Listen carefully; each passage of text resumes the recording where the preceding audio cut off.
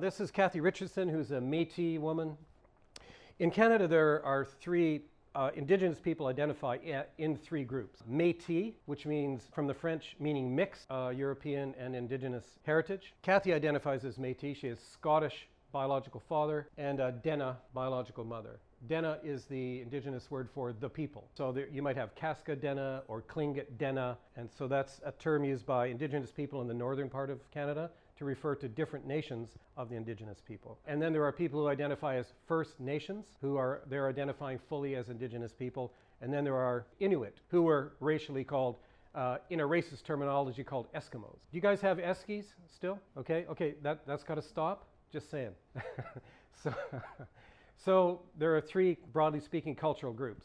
Kathy's people, on her mother's side, they come from an area up in north central part of Saskatchewan and Alberta, which is in the west, but northish, called Delaunay. Delaunay is known as the City of Widows because all of the uranium that was put into the bombs that were dropped on Hiroshima and Nagasaki was mined by hand by Indigenous men in those areas. They all died early of cancers, and that was run by the Canadian and the US military. And everybody knew they were going to die. And there were Indigenous teachings about, leave the black rocks in the ground. They're dangerous. But Kathy's grandmother had a vegetable garden where the earth was held in by radioactive rock. And so she and other girls in her family developed genetic defects. She was born with displaced hips.